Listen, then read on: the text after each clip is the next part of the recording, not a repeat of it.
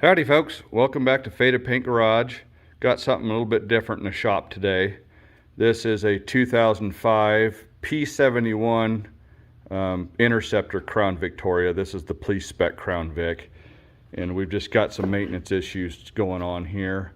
We haven't been driving this car for a while, but we're gonna maybe try to get it roadworthy again, fix some of the minor things or major things depending on your opinion. But first thing we need to work on is replacing this positive side battery terminal. It's corroded and split and ain't no good no more. So this, I believe, is different than the civilian Crown Vics, where it's got 3 wires running to the positive terminal. I believe these are 1 gauge. So we'll got a plan for fixing that. So here's what I've got for replacing the terminals. So I've got some Schumacher marine terminal ends, and the point of these is it has the bolt lug on the one end, so I'll probably take and replace the wing nut with a regular nut so I can get it on there good and tight.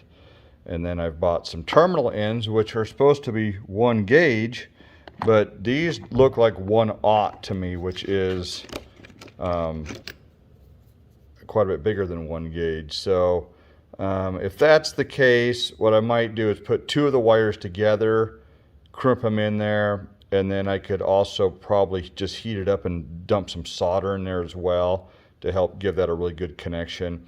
And then I guess I could do the other one, the other single one as well.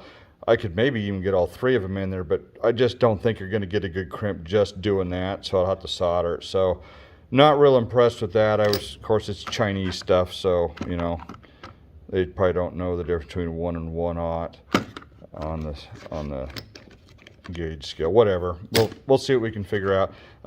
And then I've already had these. These are just some cheapies, HX50BI, but they're just crimpers. They go from 8 to 1/0 gauge. These have been real handy. They don't have real long arms on them, so it takes a little bit more muscle to run these in some of the nicer expensive ones, but I don't think I paid very much for those, and I've used them on the 56 and stuff, so I've been real happy with those so far. For as little as I use them, they've been fine. So this is my plan for attack here. We'll see how well it works. Again, I'm concerned that these terminals are the wrong size, and I've got these as well, and that's why I ordered these, because I already had some 1/0s, and I just compared these, and the barrel on them is almost exactly the same, so I don't see how. I think these are just mislabeled. So I tried, so because of that, we'll try to make these work instead. But my preference would be, you know, use the appropriate size terminal on each wire and then put them all down on that. But I can probably jam 2 wires into here and still make it work. But we'll give it a go. Just getting things cleaned up here. A little trick I like to use is get an old spray bottle and put some diluted vinegar in it. Or I guess you could have it straight, don't matter, but yeah, vinegar. It works really good to neutralize acid. So there was acid built up on all these bolts and odds and ends down here, so I just sprayed that all down, and it pretty much just dissolves the acid. But it's good once you're done to hose this off with water, because vinegar can be corrosive on some things. So usually once I get the acid cleaned up, I'll spray it down with some water and kind of dilute it even further. So these were all pretty gunked up, so I cut them off and then come back here a ways, and then I just stuck these ends in the vinegar, got them soaked, and then just took a wire brush here on that block of wood and just scrub the wire up real good to get it nice and clean. So I'm gonna get some water, dump it in there to help neutralize the vinegar. I don't know if the vinegar would do anything to copper wire after it's removed the acid, but it's always good to wash that stuff off. So, and we'll see if I can get one of these connectors that I bought to fit on there. Well, got the root supercharger installed, so that ought to add a few extra horsepower. Nah, just kidding. That's just my dummy blower that I throw on everything that I could get it to sit on because it looks cool. Anyway, back to the battery thing here. So I've put on a 1/0 terminal because that's what I had, unfortunately. But I put 2 of these together, and that fills up some of the void. But I kept crimping, and I ended up on a number 2 crimp, and that's got a real nice tight bite too. So I don't know if these are one or 2 gauge wires. They might be 2 gauge. So what I'm going to do now is I'm going to just heat it up with this torch and fill it full of solder. So even though it might not have the correct fitting on there, that solder will help fill up any voids and give it a good connection. So I'm going to do that next. I found some number 6 gauge 3/8 ring terminals that I had, and they fit on this wire really well. So I don't think that's a 6 gauge wire, but I don't know. Maybe it is.